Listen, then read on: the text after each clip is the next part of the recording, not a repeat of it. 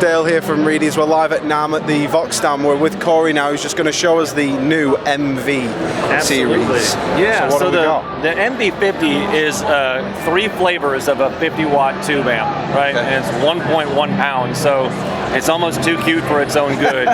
Super powerful, sounds amazing. I know everyone says that, but it legitimately sounds amazing. And it's going to extend any rig you have. So if you have no rig, it's going to become the best rig you've ever owned.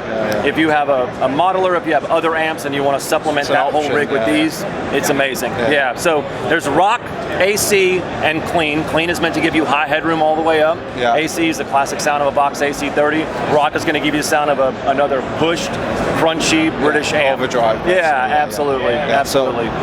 So what is the technology? Because obviously it's a tiny little thing, but might even fit on a pedal board. Absolutely, yeah, that's one of the things that we're saying. Even if you want to go direct off your pedal board, there's a 50-watt amp on your board without breaking knobs. Well, that's cool.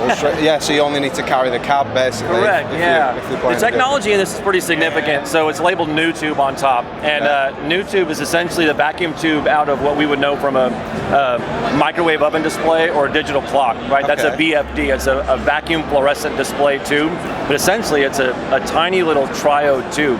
Now they've repurposed that for audio and put it in here, and it runs at 2% of the heat, 30% of the size, 30% of the energy intake, right?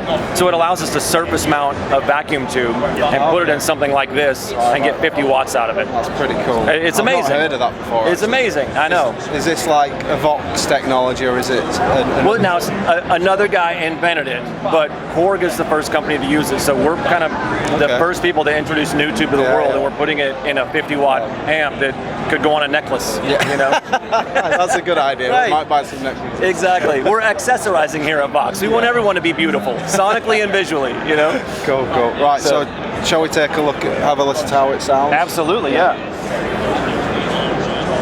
So what we're running through cab-wise then? Yeah, so the MV50 is actually custom matched to these 1/8 cabs right here. So we have a tiny little cab with a single 8-inch speaker. They're designed with a push low end, right? So I've got a little amp switcher here that allows me to run some different amps. So this is the clean amp through one of the 1/8 cabs.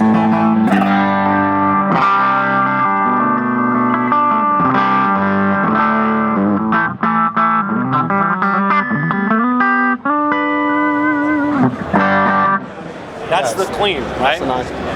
We switch over to the rock. This is the rock one that I was just holding, going through the same 1/8 cab, right?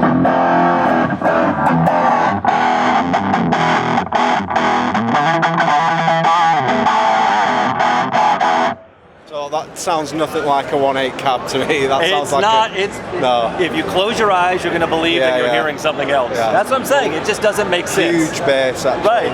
For a 1/8 cab, it's If I go through the AC30 version of the MV50, now we're going through the custom cab that's built with a single 12 in it. It's a Celestion B type, right?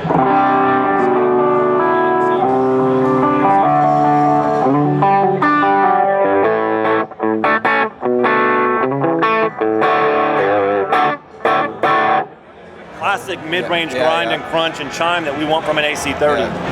So these are running right now at 12 watts. Each of these cabs is made with 2 jacks in the back, so you can daisy chain them together. So if we run 2 of these cabs into one of those, jumps up to 25. Through a 4-ohm cab, you get the full 50 watts, and it'll make your eyeballs bleed in a good way. In a good way.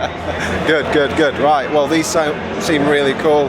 Do you know what sort of figure we're looking at price-wise? What are they coming in at? Yeah, street price on the head is going to be $199.